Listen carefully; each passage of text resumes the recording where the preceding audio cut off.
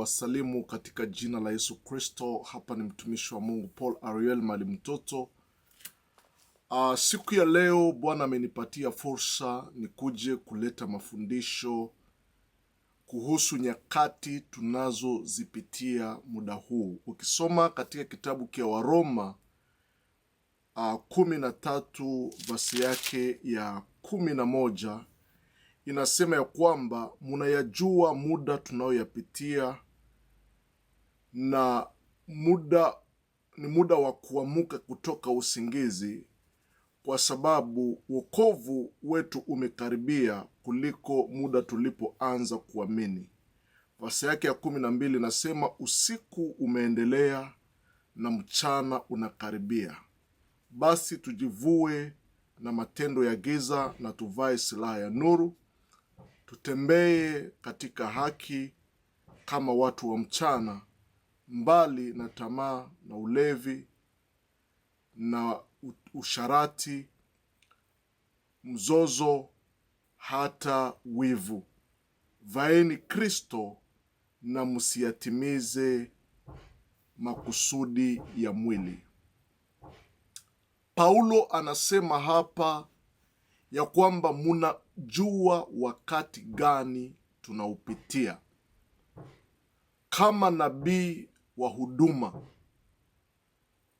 lazima nikuje kukufunza uweze kuelewa kwa hali ya kiunabii, prophetically, tuko naishi katika muda gani.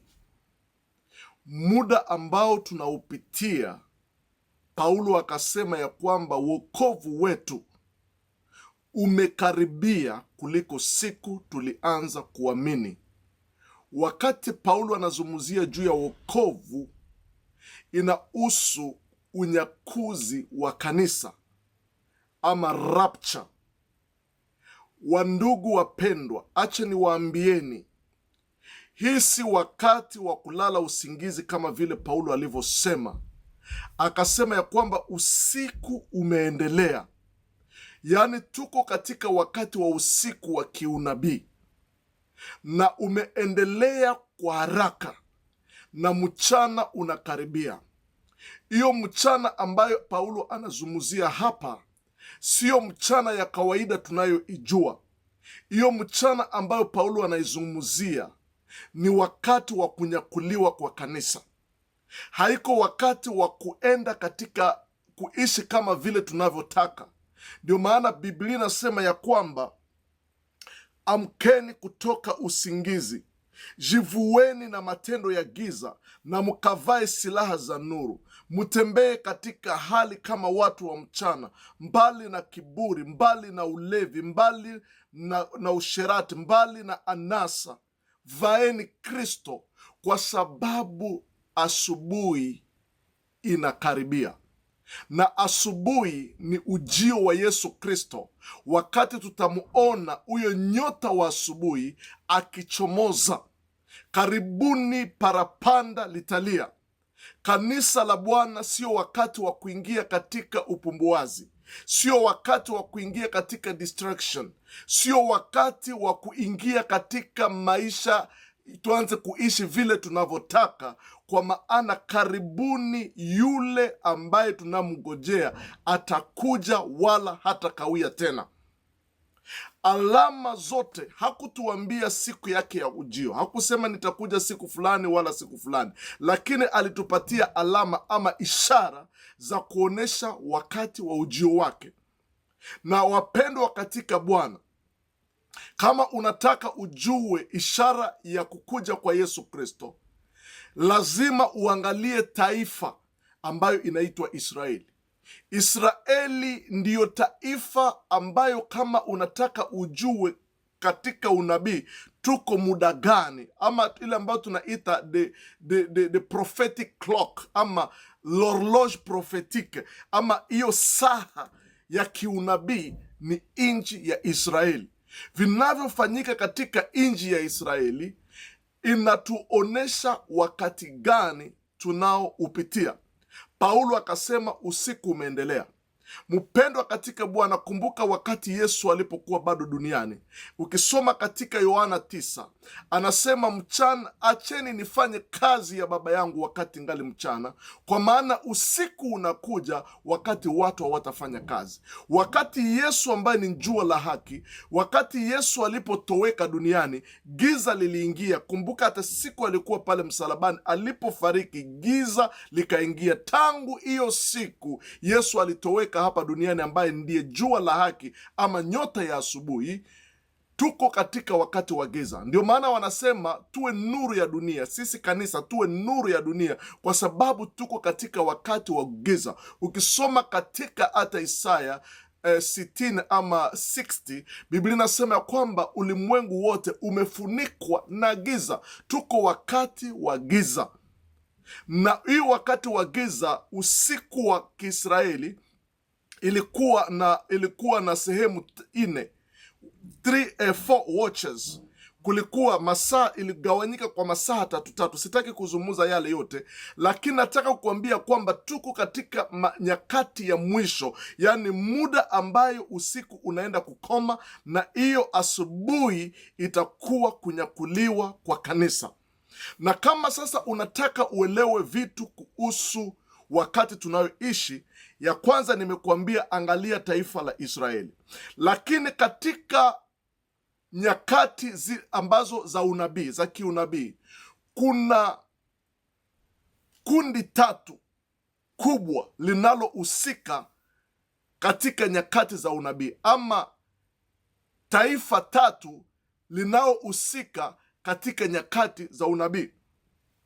Taifa la kwanza, ukitaka kuelewa unabii, kuna unabii inayohusu taifa la Israeli, na ndani ya Biblia kuna mahali pale ambako Biblia inaongelea tu kuhusu taifa la Israeli. Na ili taifa la Israeli lilianza na Ibrahimu, Isaka na Yakobo, akazaa makabila 12 ambao wakaunda taifa la Israeli, ambao ni taifa chaguliwa la Mungu. Na ili taifa Mungu alitembea nalo, na Biblia inasema ya kwamba Mungu ndiye alikuwa kiongozi wao. Na ikafika wakati Israeli ilipoteza nafasi yao, tukaingia katika muda wa pili ambayo inaitwa muda wa mataifa. Ukisoma katika Waroma 11, wanatuzungumzia juu ya the time of nations, the time of genders, muda wa mataifa. Na muda wa mataifa ilianza wakati Israeli ilichukuliwa katika utumwa huko Babiloni. Kuanzia hiyo muda tukaingia muda ambaye inaitwa muda wa mataifa, na hiyo muda ya mataifa itamalizika na vita ya 3 ya dunia ambayo inaitwa vita ya Armagedoni. Na hiyo ni mafundisho marefu sana ambayo sitaweza kukuzungumzia saa hii, lakini tutapata neema ya kuingia katika details ili tuweze kukuelewesha nini inamaanisha. So taifa la kwanza husika, tunaona Israeli ambayo ilipoteza nafasi yake, position yake, wakati ilichukuliwa katika nchi ya Babeli. Na Mungu aliwaahidi ya kwamba atakuja kuwa restore, atakuja kuwarejesha katika position yao, na akawawekea wiki 70. Ukisoma katika kitabu cha Danieli, Mungu akasema wiki 70 zimewekwa ili Israeli iweze kukuwa restore, ama iweze kurudia katika position yake. Na katika hiyo wiki 70 zimegawanyika mara 3. Kuna wiki 62, kuna wiki 62, na kuna pia wiki 7, na kuna wiki 1. Wiki 62 tunaona wakati neno lilitoka ya kwamba Israeli itajengwa tena upya, wakati wa kina Nehemia, wakati wa kina Esdrasi, wakati wa kina Yeremia. Kulikuwa unabii kusema ya kwamba Israeli itajengwa tena upya, na hiyo ilijengwa upya wakati walikuwa Babeli, wakati Nehemia alikuja akajenga ukuta wa Jerusalem, na pia Esdras akakuja kujenga hekalu ya Mungu. Na Biblia hiyo muda ilifanyika katika ile wiki 62 ama 62 weeks of the prophetic 62 weeks about Israel, na ilifanyika hiyo, tutayazungumzia siku za kukuja. Na kuna pia wiki 7 na kuna wiki ya mwisho. Ile nitakuja kuyazungumzia kwa sababu mpaka siku Yesu alipochukuliwa, Israeli wameshapitia ile wiki 62 na ile wiki moja inakuwa 69 weeks, na kuna baki wiki moja ili tufike ukomo na Israeli irudie katika nafasi yake ya utawala, na Mesaya aweze kuikaa kwenye kiti chake cha enzi katika mji wa Yerusalemu. Yale tutayazungumzia katika siku zijazo, ambayo inahusu unabii kuhusu Israeli. Tutaweza kuleta katika details, tuelewe zile wiki 70 zinamaanisha nini na zilifanyika wakati gani, na tuko katika muda gani. Lakini tangu Yesu alikufa na kuchukuliwa, zile wiki 70 ziliacha kuhesabiwa, na Yesu alikufa wakati walifika kwa 69 weeks. So kuanzia Yesu Kristo mpaka leo kuna ile ambao wanaita kupumzika ya kiunabii ama pause, prophetic pause. Yani kuna kupumzika kwa sababu Mungu alipatia neema. Muda tuko naishi ile wakati ambayo inaitwa the time of grace. Wakati Yesu atakapokuja, kanisa litakaponyakuliwa, hiyo wiki ya mwisho wataenda kuipitia, na hizo wiki ni miaka 7. Wakati wanasema wiki, siku moja katika unabii ni mwaka moja. So wakati kanisa litanyakuliwa, kutakuwa miaka 7, na hiyo miaka 7 itakuwa miaka ambayo itakuwa magumu sana kwa wana wa Israeli, kwa sababu watapita katika hiyo ambao wanaita Great Tribulation ama ziki kubwa. Kisha kunyakuliwa kwa kanisa kutakuwa ziki kubwa itakuwa miaka 7 ambayo yule mnyama atatokea. Ule mnyama wa kwanza ambaye ni mpinga Kristo, na mnyama wa pili ambaye ni nabii wa uongo, ambaye atakuja na alama 66, atakuja katika hiyo kwa mwanzo ya wiki. Hiyo wiki itagawanyika mara mbili.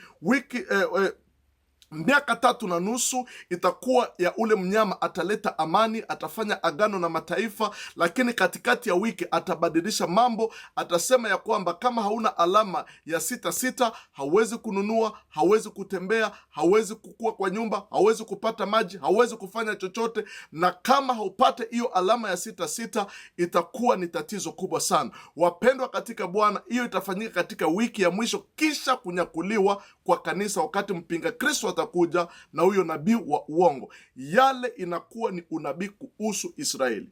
Na kuhusu mataifa,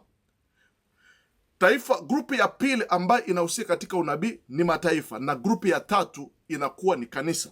So kuhusu mataifa, Mungu alionyesha ya kwamba wakati tuliingia katika muda ambao wanaita time of nations ama l'état des nations ama muda wa mataifa, na hiyo muda ya mataifa Mungu alionyesha kwanza kwa Nebukadneza, ambaye alikuwa ni mfalme wa Babiloni, ambaye alikuwa ameteka Israeli kuwa mateka. Alioneshwa mambo yatakayofanyika katika muda huu wa mataifa. Alioneshwa taifa 4 ambazo zitatokea duniani. Katika ndoto yake akapata ndoto, na hiyo ndoto akaisahau. Akataka kuua watu wote kwa sababu hawakumpatia. Alipenda watu wamfunulie ndoto, wamkumbushe ndoto aliyoiota na waweze kumtafsiria. Na Danieli ndiyo Mungu alifunulia hiyo ndoto, na hiyo ndoto ilikuwa ni sanamu. Aliota sanamu. Hiyo sanamu ilikuwa ndefu kabisa, na hiyo sanamu ilikuwa na kichwa ya dhahabu.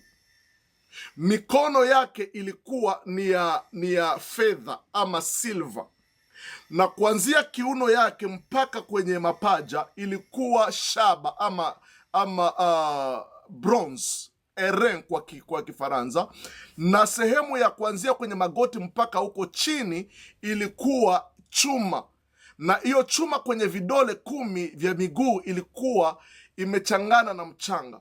So ilikuwa na usu mataifa ama empires ambazo zitatokea duniani. Na Danieli akapana tafsiri, akasema hiyo kichwa ya dhahabu uliyoiona ni wewe mfalme Nebukadneza.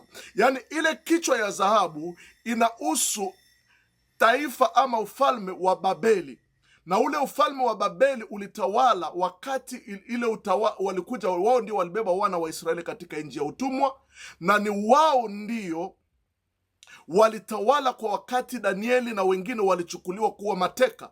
Na hiyo utawala ilikuwa na nguvu, hiyo utawala ilikuwa very powerful, na ilikuwa super power, hiyo Babeli wakati ule. Na hiyo ilikuwa katika nchi ambayo inaitwa Iraq leo. Ni pale njo kulikuwa nchi ambayo inaitwa Babeli katika nchi ya Iraq. Nataka kuwazungumzia kwa mambo ambayo inafanyika katika Middle East saa hizi, kwa sababu leo kuna vita inafanyika huko Iran. Inabidi mwelewe what is going on, inabidi kiunabii mujue nini inaendelea. Ndio maana kama prophet wa neno, hapana prophet wa unabii, kwa sababu yule anayetabiri ni prophet wa kutabiri, lakini prophet wa neno ni yule ambaye anakuja kutafsiri ujumbe za kiunabii, ana revelation ya neno la Mungu. So katika taifa la katika muda wa kimataifa, taifa la kwanza lililokuwa katika hiyo ndoto hiyo sanamu, akamwambia Daniel, akamwambia hiyo kichwa ni wewe, kisha wewe kutakuja taifa lingine, na hilo taifa lingine lililokuja ni taifa ambayo ilikuwa hiyo mikono ambayo hiyo mikono miwili ambayo ilikuwa ya shaba. Tunaona kisha Babeli kuanguka, kulitokea yengine taifa, na yengine taifa iliyotokea ilikuwa taifa la Wapersi pamoja na Wamedi, na ni wao ndio walikuja kuangusha Babeli, na kukakuwa utawala wa Wapersi. Ukirudi katika historia ya dunia inajulikana ilifanyika. Na hiyo utawala wa pili wa Medi na Wapersi ilikuwa na kiongozi wake mkubwa ambaye alikuwa anaitwa Asuero. Hiyo jina kwa wale ambao ni watafuti wa Biblia wanajua Asuero ni nani. Asuero alitawala pia kwa wakati wa nusu ya Danieli, na Asuero alikuwa wakati wa kina Esther katika Biblia. Hata moja ya hiyo jina ya Asuero ilikuwa jina titre ama title, ilikuwa napewa wafalme ambao walikuwa natawala ufalme wa Persi. Na wakati ule hata Esther aliolewa na Asuero. Hiyo ni vitu vya kuelewa vizuri. Wapersi ndio walikuja kukomboa, walikuja kuchukua nafasi wakati Babeli ilianguka, na ambaye anaitwa Asuero mkubwa, Asuris le Grand. Na hiyo ndio ilikuwa utawala wa pili. Na hiyo utawala wa pili ambayo ilikuwa ufalme wa pili, ilikuwa na ufalme yengine pembeni yake, Persia ama Persi pamoja na Medi. Medi ilikuwa ni super power pia, kalikuwa pale karibu, lakini hakakukuwa na nguvu kama Wapersi. Na utawala wa Wapersi ulitawala kwa miaka nyingi sana. Na hiyo utawala wa Wapersi, elewa, wakati tunapozungumza juu ya Persi, ndio nchi ya Iran. Kama huku nasikia kuna vita iko nafanyika katika Marekani pamoja na Israeli, wanaungana, wako napigana na Iran. Hiyo Iran ilipewa hiyo jina kwa miaka 90 na 35, 1935 ya muda wetu huu, ndio walibadilisha jina ya Persi kuwa Iran. Yani tunapoona Persi ya zamani tunaona Iran. Na hiyo haikukuwa tu Iran, ilikuwa pia mainchi zengine ambazo zilikuwa pale kama Afghanistan, zilikuwa na hiyo utawala wa Persi ulikuwa naenda mpaka India, mpaka Ethiopia, mpaka hata karibu na Misri. Ilikuwa utawala mkubwa sana. Hii Iran ilikuwa wakati fulani ndio ilikuwa super power, ndio ilikuwa ikikontrol dunia kwa wakati wa zamani. Ndio maana hata kama leo na waona wanajaribu nao warudi katika Senpro, katika wajulikane kama taifa la nguvu, ni kwa sababu wanajijua wakati fulani walikuwa super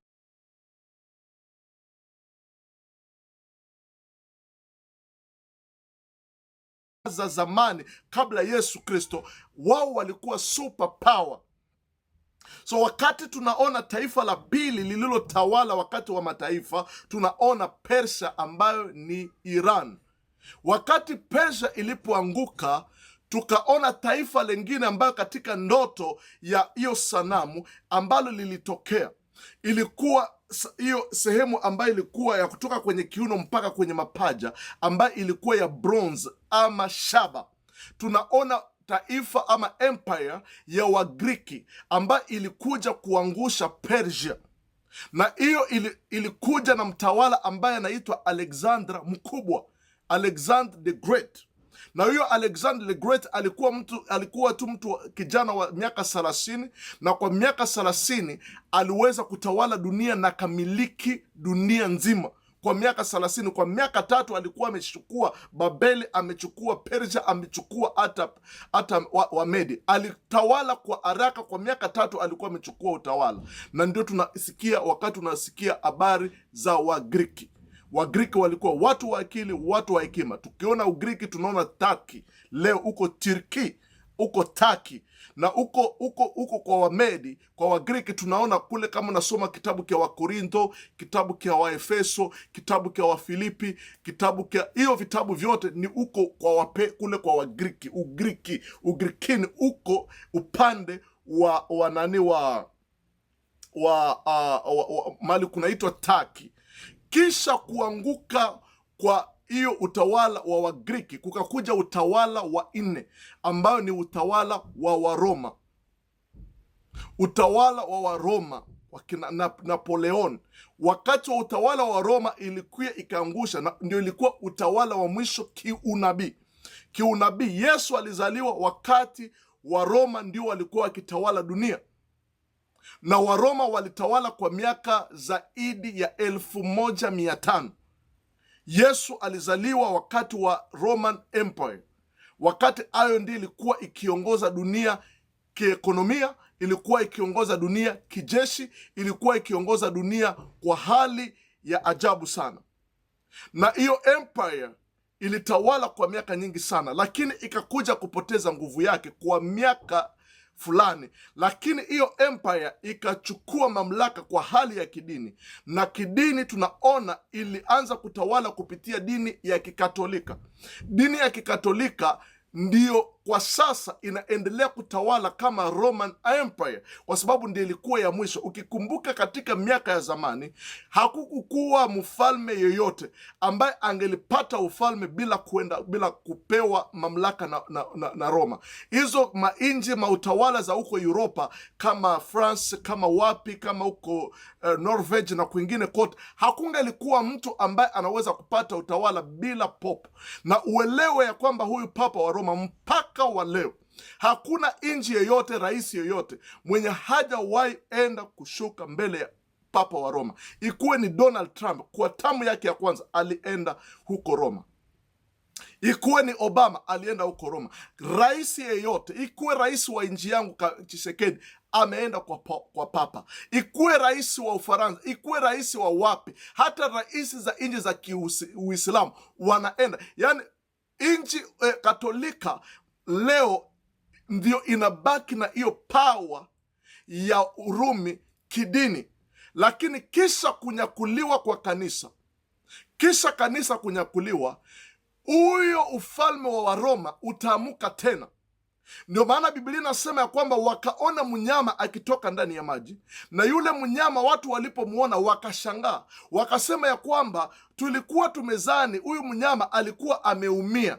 Yani tunaona utawala wa Roma ambayo kwa sasa umeumia, umepoteza power yake kijeshi, umepoteza power yake kiekonomia. Lakini kisha kunyakuliwa kwa kanisa watapata tena hiyo mamlaka yao. Ndio wanasema kidonda cha yule mnyama kitapona. Wakati Biblia inapozungumza juu ya mnyama, hiyo ni prophetic symbol, yani ni mifano tu ya kiunabii. Wakati Biblia inazungumza juu ya nyama, inazungumzia juu ya mti, inazungumzia juu ya maji, haiko tu maji. Inahusu, Biblia tunasema kwamba yale maji ambayo unaona yule mnyama ameikalia ni mataifa. Yani maji inaweza kumaanisha mataifa, na Roma ndiyo utawala wa mwisho, na utawala wake itakuja kuupata tena kisha kunyakuliwa kwa kanisa, utawala wake kijeshi na kiekonomia. So hiyo inakuwa ni utawala nne ambao utatokea duniani na utatawala kwa wakati ambayo inaitwa wakati wa mataifa. Na hiyo inakuwa ni sanamu ya ambayo Nebukadneza aliona. Hiyo sanamu, kichwa ya dhahabu ilikuwa ni Babeli. Hiyo sehemu ya pili ambayo ilikuwa ya fedha ama silver, tunaona Wamedi na Wapersi, Iran. Tunaona sehemu ile ambayo ilikuwa ya shaba ambayo inaanzia kwenye mapaja mpaka kwenye magoti, tunaona Ugiriki. Na hiyo sehemu ya mwisho kule chini tunaona utawala wa Waroma. Hiyo utawala Mungu alionyesha Nebukadneza, lakini pia Danieli katika kitabu cha Danieli 7 akaona hiyo, lakini ye hakuona sanamu, aliona picha ya wanyama, na zile manyama ine zilikuwa na maanisha zile mautawala ine zitakazotokea. Danieli yeye katika ndoto yake, katika maono yake, aliona nyama ine, na zile nyama ine zilikuwa na maanisha utawala ine ambao utatokea duniani. Nyama ya kwanza ambayo Danieli aliona ilikuwa ni simba, na simba, acha nilete kwanza zote nyama ine. Ya kwanza ilikuwa ni simba, ya pili ilikuwa ni dubu. Hiyo dubu ilikuwa imesegamia kwa upande moja na ilikuwa na mifupa 3 kwenye kinywa chake. Na nyama ya ine ambayo Danieli aliona ilikuwa ni chui ama leopard, ambayo ilikuwa na vichwa 4 na ilikuwa na mabawa. Na nyama ya ine Danieli hakuweza kuifasiria, anasema ilikuwa ya kushangaza, ilikuwa nyama ya kutisha. So zile nyama 4 zinaonyesha zile utawala 4. Tunapoona simba tunaona utawala wa Babeli ambayo ilikuwa natawaliwa na Nebukadneza, hata kina Beltasar. Tunaona utawala wa kwanza ulipita duniani. Utawala wa pili ambaye ilikuwa dubu, tunaona Wamedi na Wapersi. Wakati wanasema hiyo dubu ilikuwa imeegemea kwa upande moja, tunaona Wamedi ambao wale upande wa chini, tunaona Wamedi ambao walikuwa hawana nguvu kwa wakati ule, na Wapersi ndio ile ilikuwa juu, tunaona Wapersi. Yaani hiyo dubu imepegama kwa upande moja, inaonyesha Wamedi na Wapersi. Na hiyo mifupa 2 ambayo ilikuwa katika kinywa cha dubu inakuwa ile hiyo wafalme ama ufalme 4, ufalme 3 ambao Wapersi walimiliki wakati walikuwa wakifanya hiyo conquest, ambao walikuwa wakimiliki mataifa. Kuna wafalme 3 wakubwa ambao walimilikiwa na Wapersi, ndio ilikuwa hiyo makot ama sijui niseme nini kwa Kiswahili. Bwana asifiwe. Na hiyo tunaona utawala wa pili, hiyo dubu ni utawala wa pili wa Persi ambayo ni Irani leo. Haleluya. Sijaanza kuzungumzia vinavyofanyika leo. Kwa nini Irani leo? Nitakuja kuyazungumzia. Na nyama ya 3 ambayo nani aliona huyo Danieli ilikuwa chui, na hiyo chui ilikuwa ya mabawa. Tunaona Alexander mkubwa na utawala wa Wagiriki, na hiyo mabawa inaonyesha vile kulikuwa uharaka, kulikuwa rapidity katika kumiliki mataifa. Huyo Alexander le Grand ama Alexander the Great ama Alexander mkubwa alikuwa na miaka 30, na kwa miaka 3 alikuwa amemiliki dunia mzima, akafanya conquest za dunia kwa haraka. Ndio mabawa hiyo, yani utawala atatawala, atamiliki, atafanya umiliki kwa utawala. Nakumbuka chui ni nyama kali, yani alitawala, alimiliki kwa damu mataifa mengi sana. Na wanasema huyo chui alikuwa na vichwa 7, alikuwa na vichwa 4. Na tunaona wakati hiyo ufalme ulianguka, Alexander mkubwa alipofariki, hiyo Ugiriki ama utawala wa Griki ikagawanyika kwa vipande 4. Yani wa general wa 4 wakagawanya, wakapigania ule ufalme, general mmoja, wa pili na wa 4. Ndio tunaona vile vichwa 7 vya hiyo ufalme. Na hiyo ukiona chui katika Biblia, katika Danieli wa pili, ilikuwa ni Ugiriki, na hiyo vichwa 4 ilikuwa ni ile wakati Alexander mkubwa alipofariki, hiyo taifa ikagawanyika kwa vipande 4 na mageneral wa 4. Kisha utawala wa Leopard ama ya Wagiriki, tunaona nyama ya tatu ambayo Danieli aliona ilikuwa ni nyama ya kutisha, ilikuwa ni nyama haina jina. Tunaona utawala wa Waroma, na ule utawala ulitawala mpaka miaka ya zamani, mpaka muda karibu wetu hapa juzi juzi, na ulianguka kijeshi, umeanguka pia kiekonomia, lakini unaendelea kutawala leo kidini kupitia dini la Katolika pamoja na watoto wa Katolika, kwa sababu Katolika ni mama. Na katika huyo mnyama wa wakati wa mwisho, haleluya, tutakuja kumzungumzia siku nyingine. Ule mnyama wa wakati wa mwisho alikuwa, wakasema akaona mnyama Yohana akaona mnyama ambaye amekaa juu ya vichwa 7, na Biblia inasema hiyo vichwa 7 ni milima 7 ambazo huyo mnyama ametawala juu yake. Na tunajua nchi ya milima 7 ni nchi ya Roma ambayo imejengwa juu ya milima 7. Huyo mwanamke mkahaba ambaye alikuwa amekaa, sitazungumzia yale leo sitazungumzia, samani sitazungumzia. So hiyo ni wakati wa mataifa. Tunaona kulikuwa utawala 4, na kisha taifa husika lingine katika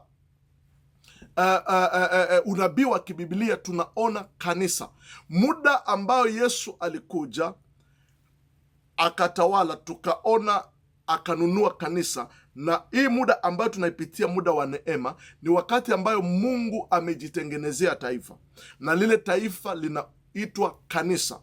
Kanisa limeundwa na wote ambao wamemwamini Yesu Kristo kuwa Bwana na Mwokozi wa maisha yao. Kanisa haiko hizi majina ambazo tuko nazo. Mimi ni kiongozi wa LGC. Kuna makanisa zingine ambazo zina majina ambazo tutataja hapa, lakini zile makanisa sio ndio kanisa ambayo Yesu atakuja kuchukua. Hiyo ni mahali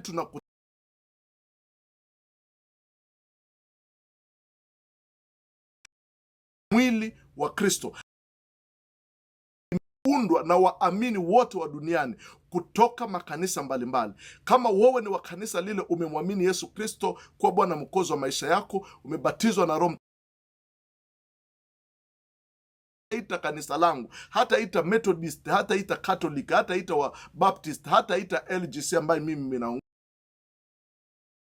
wa Kristo. Unaweza kuwa ndani ya kanisa la mahali, lakini siku ya parapanda unakosa kuenda, kwa sababu kukuwa ndani ya kanisa la mahali haijamaanisha kwamba umekuwa katika wa Kristo. Unaingia katika mwili wa Kristo kupitia kumpokea Yesu Kristo kuwa Bwana na Mwokozi wa maisha yetu. Kama hujampokea Yesu Kristo kuwa Mwokozi wa maisha, una kanisa parapanda